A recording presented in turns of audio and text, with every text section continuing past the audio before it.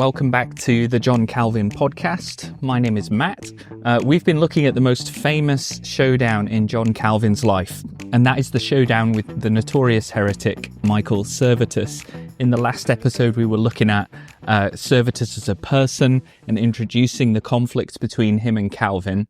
And today we're going to be looking at the trial of Servetus. Servetus has dramatically escaped from prison in Vienna.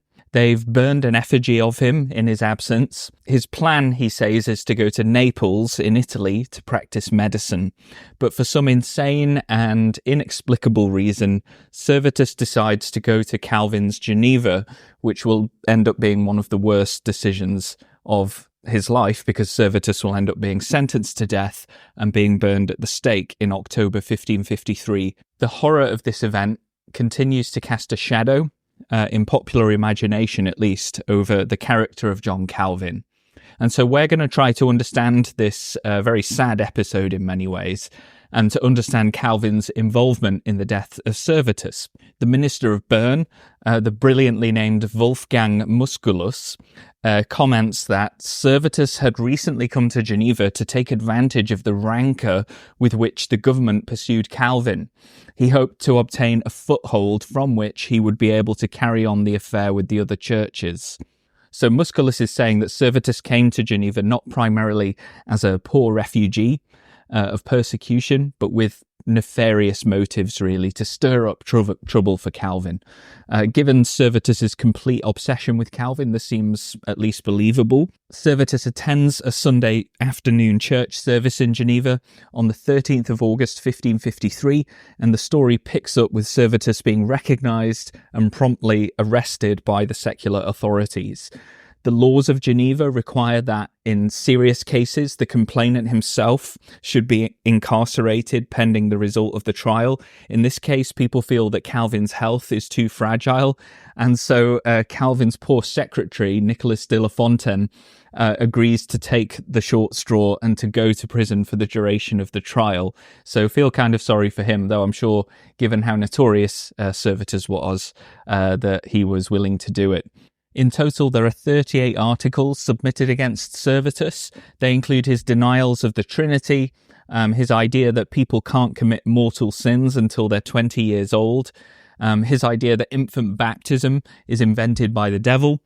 They also accuse Servetus of defaming Calvin and, quote, uttering all the injurious and blasphemous things which it is possible to invent. It's important to emphasize at this point that Servetus doesn't appear before Calvin or the consistory. The trial is handled by the secular authorities, who ask Calvin for theological input to the trial. Now, of course, Calvin happily obliges and helps his secretary to set up the 38 articles against Servetus.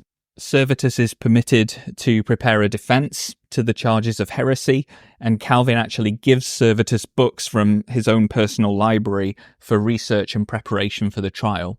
It's fair to say that Servetus's attitude in the trial does him no favours.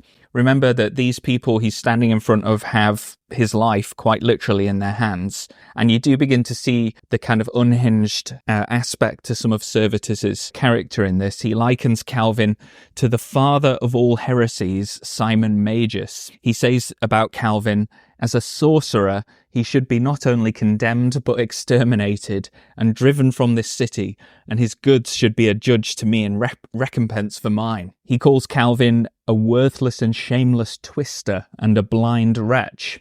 Calvin is brought into the trial to respond to Servetus's quoting of the church fathers in support of his arguments. But given Calvin's near photographic memory, he's able to skewer Servetus on that point and to demonstrate that the church fathers really did believe in the Trinity. So this idea that there's three distinct persons in the one divine essence. Calvin gives his take on what should happen to Servetus in a letter to Farel. He says, quote, I hope that the sentence of death will at least be passed upon him, but I desire that the severity of the punishment may be mitigated. So like the majority of early modern people, Calvin is in agreement that Servetus deserves death, but he wants Servetus to be shown mercy. A key moment in the trial, though, is when Vienna hears that Servetus has been caught, and they demand that he be extradited so that they can try him in Vienna. They send the jailer and the captain who were guarding him, and who also bring along the sentence that was given against Servetus and when they burned the effigy of him.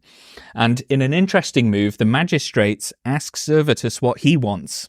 Does he want to be tried in Vienna or to stay in Geneva? And reportedly, Servetus falls to his knees and begs with tears that he's allowed to stay in Geneva to be tried there, which you could argue is a positive reflection on the legal processes in Geneva as opposed to Vienna.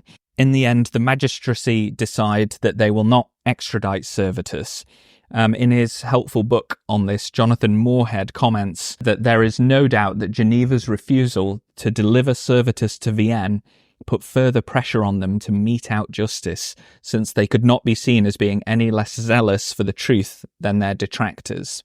And this chimes with what I've been reading recently in Alistair McGrath's biography of Calvin, where he talks about how defensive the magistrates were about their jurisdiction and power, often at Calvin's expense, actually. The key people sentencing Servetus are actually some of Calvin's most bitter enemies, and again, it's important to remember that.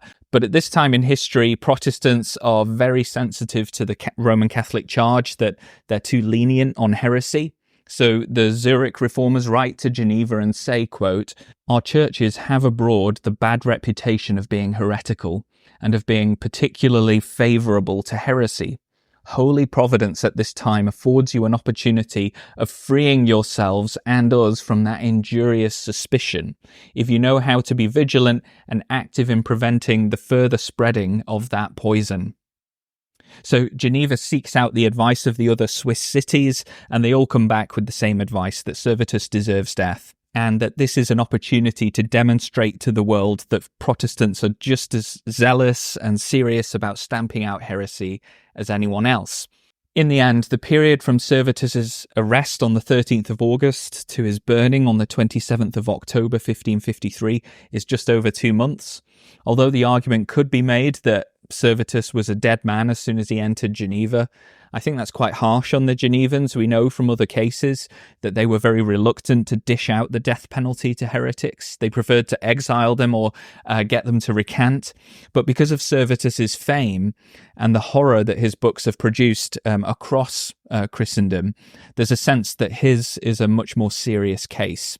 And as I mentioned earlier, Servetus's unhinged manner, his combative attitude in the trial, his insulting of Calvin and the company of pastors, safe to say, went down like a lead balloon. Servetus demonstrates no respect or humility when he's addressing the people who have the authority to kill him or let him go. And all of this, unfortunately, is going to count against him in the end. And we'll be looking at the kind of harrowing and awful events surrounding the sentencing and execution of Servetus in the next episode, and Calvin's role in all of that as he tries, unsuccessfully, to change Servetus's sentence from burning to a more humane death by beheading. Historically, you can see why the magistrates felt that they needed to make an example of Servetus. The reformed cities were regularly being insulted and accused of being hotbeds of disorder and heresy by Roman Catholics, and the trial of Servetus came to be viewed as an opportunity for them to say, the reform we want is about change, yes, but not chaos. And it's in effect an opportunity for them to say, we can also be the people of law and order, as it were. The fate of Servetus is, of course, appalling by standards today, although it's clear that Calvin is not a fan of Servetus or his theology. One can't help but wonder what might have happened if the magistrates had actually listened to Calvin and showed mercy to Servetus, if not in exiling him, then at least in giving him a more humane form of execution. But it's very unlikely given the context that they would have been willing to let Servetus go. Who knows, maybe Calvin would have gained a more sympathetic representation in popular culture if they'd listened to Calvin's advice. Thank you so much for listening, and we're going to be carrying on this series by looking at the sentencing and execution of Michael Servetus next week. Goodbye.